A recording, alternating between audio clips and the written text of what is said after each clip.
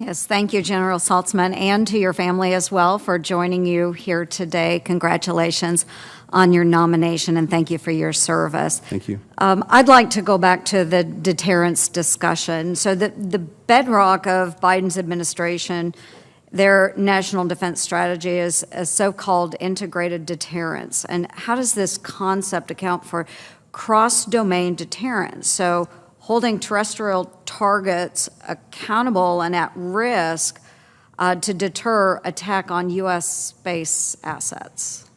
The idea is integrated deterrence leverages a whole-of-government approach to imposing costs and denying benefits if an adversary were to think about taking actions detrimental to U.S. interests. So I think in that whole-of-government approach, then on the military side of things, you look at all of the domains. If there's a threat against a particular domain or a particular target set, that we could take asymmetric action in others to impose costs or deny benefits. And it's the collaboration of the joint force that brings power to that full set of capabilities. Very good. And would you support revealing some of our space capabilities for deterrence, demonstrating to our adversaries that we can respond effectively to their attacks? You bring up an important point about deterrence, and that's if you don't know the capabilities are there, it's hard to deter specifically an adversary if they don't know the capabilities there. The problem is if we think too much about revealing capabilities that are vulnerable, that we might be jeopardizing those capabilities. If confirmed as the CSO, I would welcome an opportunity in a classified environment to talk about some of those trade-offs. Well, I would appreciate that. And going along with that, the Biden administration had recently announced a unilateral moratorium on certain anti-satellite tests.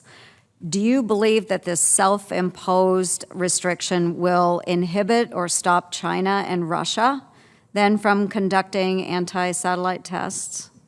I think it's a commitment to not conduct destructive ASAT missile tests, which is currently the most dangerous thing to U.S. space capabilities in the form of what the Chinese and the Russians are doing. So I don't know if it's going to dictate that they won't do it. I'm not hopeful of that. But I think it does show a commitment to, hey, there are better ways to test. There are more responsible ways, and I think by demonstrating and modeling that behavior, we don't give up much because we have other ways to test our capabilities, but we lead by saying we're not going to intentionally create debris in space. Okay, I can appreciate that. However, I don't want to continue to set the United States up by operating from a doctrine of appeasement.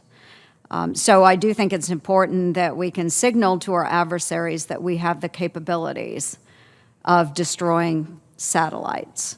Maybe we don't conduct those, but again, maybe in a classified setting we can talk more about that. How can the United States go ahead and promote, or as you said, model the norms of conduct for space?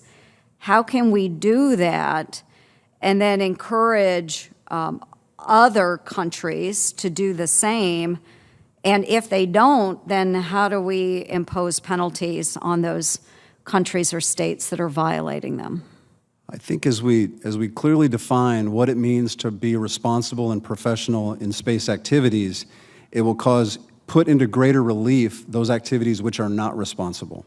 And I think by building a coalition of like-minded spacefaring nations around a set of responsible behaviors, again, it will create peer pressure, if you will, for the international community to deem certain activities professional and responsible and other activities to be irresponsible. And that would be the focus, I think, of those tenets.